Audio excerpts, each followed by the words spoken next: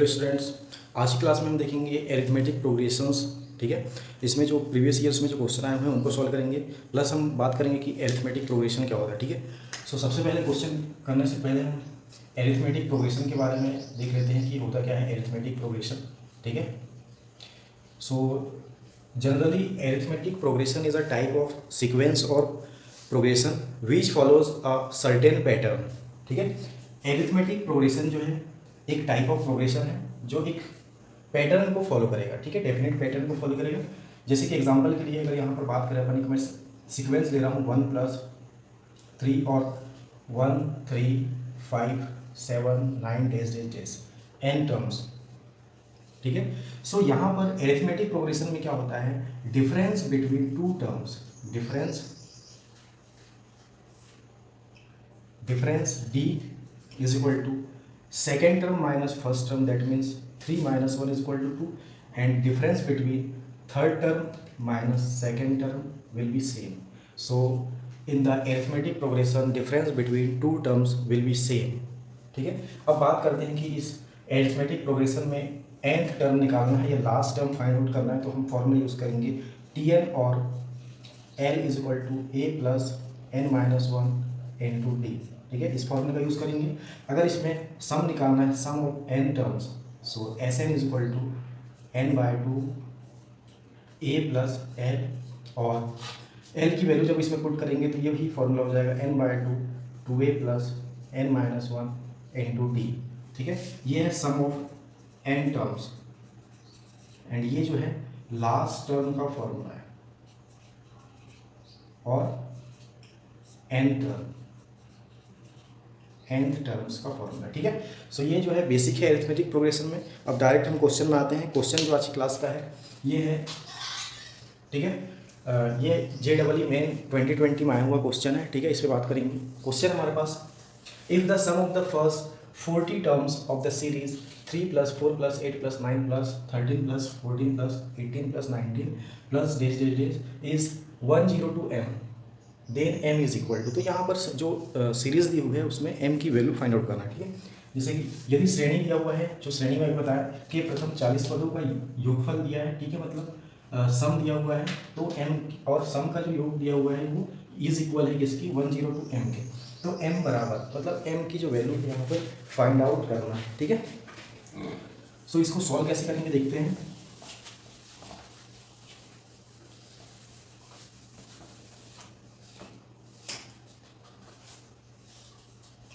हमारे पास जो सीरीज दी हुई है देखते हैं। सीरीज जो है 3 + 4 + 8 + 9 + 13 + 14 + 18 + 19 + डेज डेज डेज, यहाँ पर 102 सम जो है इसका, ठीक है, वो है, एंड सम दिया हुआ है 102। तो सबसे पहले तो हम चेक करेंगे कि यहाँ पर कौन सी प्रोग्रेशन की बात हो रही है। ठीक है, कोई सीक्वेंस बन रहा है क्या, सो देखेंगे 3 + 1, ठीक है, फिर 4 + 4 8 होगा। ठीक है, सो यहाँ पर जो डिफरेंस है इक्वल नहीं है, मतलब यहाँ पर जो नंबर्स दिए हुए हैं उनको सेपरेट करना पड़ेगा। ठीक है, सो यहाँ पर हमको एक्स्ट्रा लॉजिक लगाना पड़ेगा कि 2 नंबर्स को ऐड करके जो है, और यहाँ पर जो टर्म्स हैं 40 टर्म्स दिए हुए हैं टोटल। ठीक है, सो यहाँ पर देखेंगे 3 + 4 करेंगे तो 7 हो जाएगा, 7 प्लस और ये जो है 17। ठीक है, इन दोनों को ऐड करेंगे तो यहाँ पर देख रहे हैं कि अगर कंटिन्यूअस नंबर को ऐड करते हैं, ठीक है, सो यहाँ जो वैल्यू हो रही है डिफरेंस सेम हो जा रहा है। ठीक है, 2 नंबर्स को ऐड करने पर डिफरेंस जो है सेम हो जा रहा है, that means arithmetic progression find out हो रहा है। या फिर ऐसा भी कर सकते हैं, एक और दूसरी मेथड से बताऊंगा मैं आपको इसी क्वेश्चन को। ठीक है, प्लस डेज डेज डेज, अब यहाँ पर देखो 2 नंबर्स को ऐड कर दिए कंटिन्यूअस, ये 2 नंबर्स, तो टर्म्स हमारे पास हो जाएंगे 20 टर्म्स। ठीक है, क्योंकि 3 + 4 7 आया है, 8 + 9 जो है 17 है, दैट मीन्स 2 टर्म्स को मिला के एक टर्म्स बन गई है। ठीक है, 2 टर्म्स को मिला के एक टर्म बन रही है, तो 40 टर्म्स है तो 40/2 हो जाएगा, दैट मीन्स 20 टर्म्स। अब देखेंगे यहाँ पर a = 7 हो गया, and d = 17 - 7, that means 10। So Sn = that means अगर बात करें हम, अगर 40 आपको लिखना है तो 40 भी लिख सकते हैं यहाँ पर। ठीक है, लेकिन हमारे पास क्योंकि इस सीरीज में सिर्फ 20 टर्म्स है, तो S20 = क्या हो जाएगा, n/2। n की वैल्यू यहाँ पर 20 है, 20/2 प्लस, एक बार मैं फॉर्मूला आपके लिए लिख देता हूँ। ठीक है, n/2 2a plus n minus 1 into d. ठीक है, इसी में यूज़ करेंगे। n की वैल्यू है 20। ठीक है, इसको ले रहे हैं हम ना, ये जो है इसको सिंप्लीफाई करके ये हमने बनाया है, ठीक है। सो इससे सॉल्व कर रहे हैं। सो एन की वैल्यू है 20 2 इंटू 7 प्लस एन की वैल्यू है 20 माइनस 1 19, सो 19 इंटू 10 हो जाएगा, ठीक है। इसको सॉल्व करेंगे 10, ये हो जाएगा, जो वैल्यू हो जाएगी 14 प्लस 190, ठीक है। फिर से इसको सॉल्व करेंगे, ये जो वैल्यू आएगी 14 प्लस 90, ठीक है। सो यहाँ पर ऐड कर सकते हैं, ये 4 हो जाएगा 10, ठीक है। सो 204 जो वैल्यू हो जाएगी 204, ठीक है। और इसके बाद जो वैल्यू हमारे पास बच रही है इंटू 10 करेंगे तो हो जाएगा 2040। अब बात आती है कि ये जो सम है ये किसके इक्वल है, 102 m के इक्वल है, ठीक है। सो इज इक्वल टू हम लिख देंगे डायरेक्ट यहाँ पर 102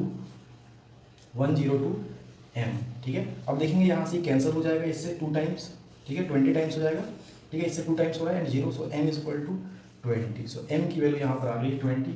सो सेकेंड ऑप्शन जो है एकदम सही है, ठीक है।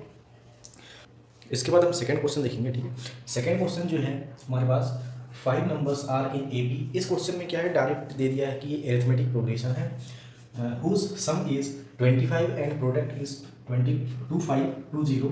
If one of these 5 numbers is minus half then the greatest number amongst them is. So देख लेते हैं हिंदी में।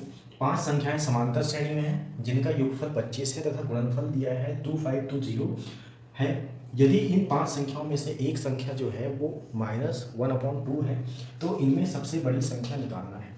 तो सबसे पहले तो आपको बेसिक कॉन्सेप्ट एरिथमेटिक प्रोग्रेशन में जब भी सम ऑफ द टर्म्स अगर गिवन है, ठीक है, मतलब अगर योगफल कहीं पर भी दिया हुआ है, ठीक है, और यहाँ पर क्वेश्चन में दिया है कि 5 संख्याएं हैं, तो एरिथमेटिक प्रोग्रेशन में 5 संख्याएं हम लेते हैं। अगर हमारे पास 3 टर्म्स है या 4 टर्म्स या 5 टर्म्स है, ठीक है, या वो सिंगल टर्म है तो कोई बात ही नहीं है, ए ले लेंगे। सो 3 टर्म्स जब होती है तो हम संख्याएं लेते हैं a minus D, A and A plus D, ये एजम्पशन करेंगे, ठीक है। 4 टर्म्स है हमारे पास तो हम लिखेंगे a माइनस 3d, ठीक है, a minus D and a plus D and a plus 3d। अगर यहाँ पर 5 टर्म्स हमारे पास है तो हमारे पास जो 5 टर्म्स हम एज्यूम करेंगे, ठीक है, a minus 2d, a minus D, a and a plus D and a plus 2d, ठीक है। सो आपको जब भी दिया हुआ रहता है क्वेश्चन में, अगर 3 टर्म्स हैं, 4 टर्म्स है या 5 टर्म्स है तो आपको ये एजम्पशन करना है। लेकिन कंडीशन कब रहेगी, जब आपको सम गिवन है, ठीक है, योगफल दिया हुआ है, तभी आपको ये एजम्पशन करना है। अगर किसी क्वेश्चन में योगफल नहीं है तो 3 टर्म्स है तो हम डायरेक्ट ले लेंगे a plus D, a plus 2d, ठीक है। अगर सम गिवन नहीं है तब ये कंडीशन अप्लाई होगी, ठीक है। 4 टर्म्स है तो a plus D, a plus 2d, a plus 3d, ठीक है ना, a प्लस 3d, ठीक है। अगर 5 है तो a प्लस फिर 4d हो जाएगा, ऐसा बढ़ते जाएगा, ठीक है। सो ये जो कंडीशन है, if some is given, if some is given, अगर किसी क्वेश्चन में सम दिया हुआ है तो आपको 3 टर्म्स लेना है तो ये लेंगे, 4 टर्म्स लेना है तो यही आपको एजम्पशन करना है, 5 टर्म्स लेना है तो यही एजम्पशन करना है। ऐसा इसलिए करते हैं क्योंकि सिंप्लीफिकेशन करने में आसानी होती है और फर्स्ट टर्म की वैल्यू मिल जाती है यहाँ पर a की वैल्यू, इसलिए ऐसा एजम्पशन करते हैं, ठीक है। तो सीधे क्वेश्चन में आते हैं। क्वेश्चन जो है हमारे पास 5 संख्याएं श्रेणी में है ना, समांतर श्रेणी में जिनका योगफल 5 है। तो हम ले लेंगे इसका, जब सॉल्यूशन करेंगे तो लेट करेंगे कि हमारे पास जो संख्याएं हैं कितनी हो जाएगी, a minus 2d, a minus D, a plus D and a plus 2d। तो डायरेक्ट में क्वेश्चन सॉल्व कर रहा है, ठीक है, क्योंकि टाइम कम होता है एग्जाम में। सो a minus 2d plus a minus D plus a plus a plus D plus a plus 2d, ठीक है। सभी को जोड़ दिए हैं, इनका जो योगफल है ये दिया है 25 है, ठीक है। सो यहाँ से 2d से 2d कैंसिल हो जाएगा, d से d कैंसिल हो जाएगा और वैल्यू हमारे पास है कि 5a is equal to 25, that means a is equal to 5, a की वैल्यू मिल गई है ऐसे, ठीक है। इसके बाद हम बात करेंगे कि गुणनफल जो है 2520 है, इसका जो मल्टीप्लिकेशन है, प्रोडक्ट जो है वो गिवन है। So a minus 2d into a minus d into a plus d into a minus 2d is equal to 2520। So ये दोनों हो जाएगा, है ना, यहाँ प्लस आएगा।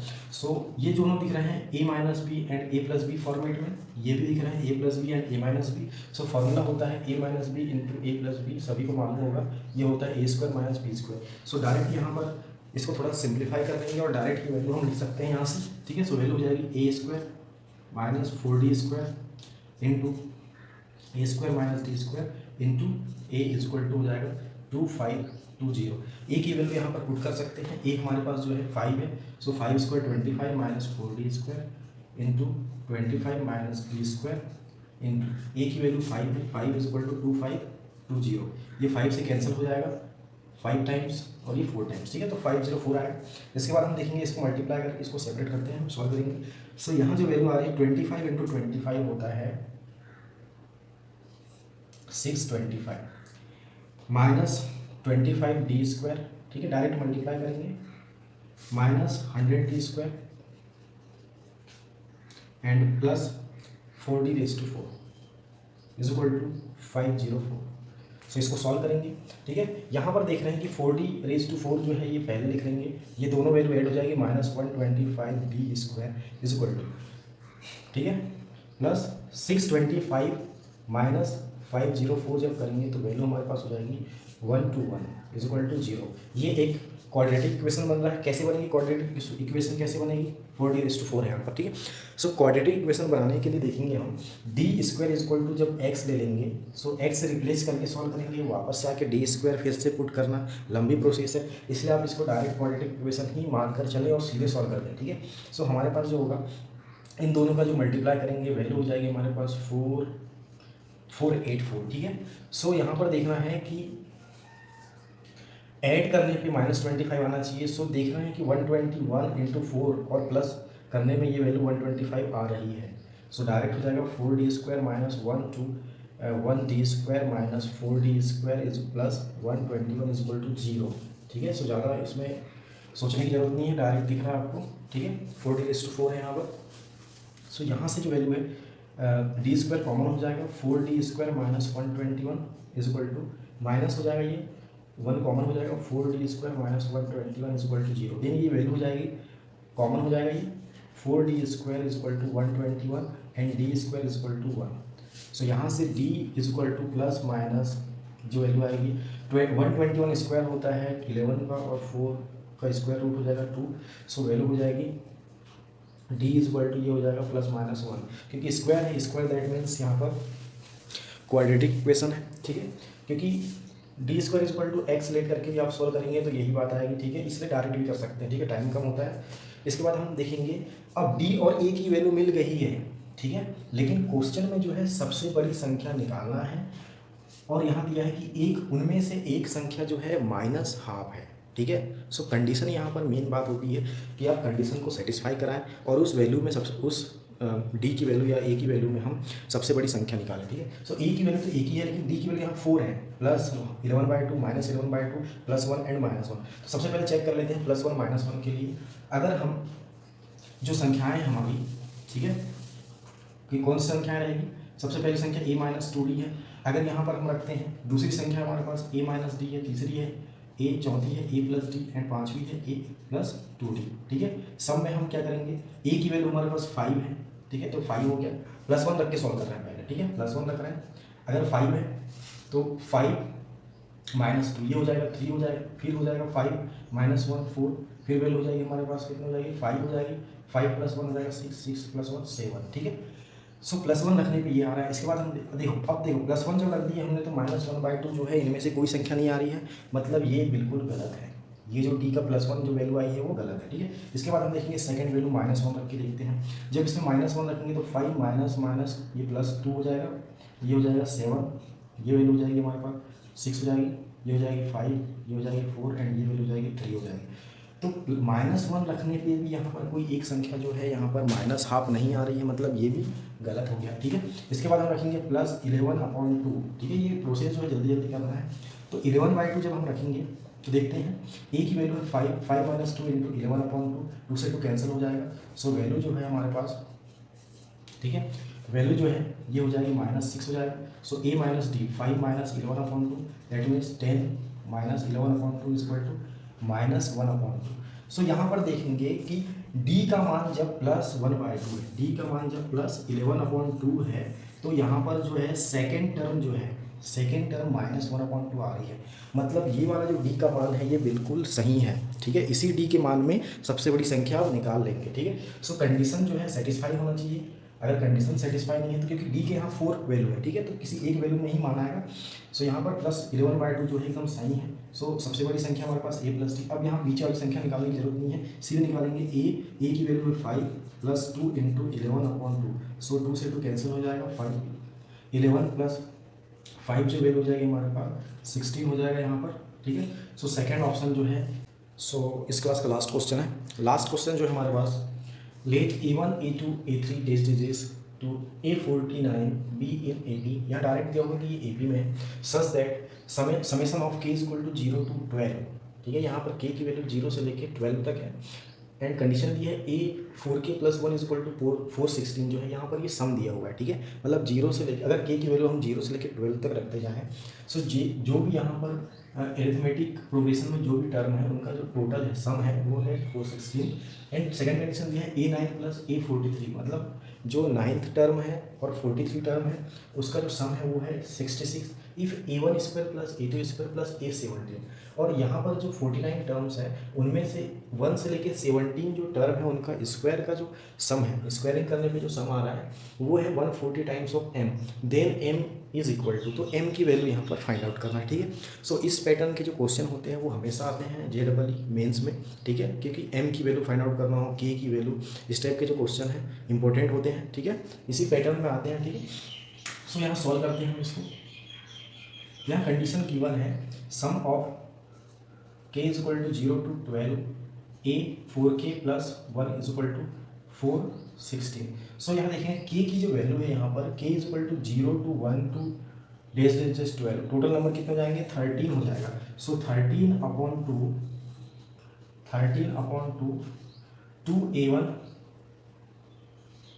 2a1 प्लस टोटल जो यहाँ पर AP में जो टर्म्स है वो है 49, दैट मीन्स 49 - 1 48 इंटू D = 416। ये कंडीशन दी हुई है, ठीक है, इससे हमने ये कंडीशन बना ली, ठीक है। सम का फॉर्मूला होता है ये।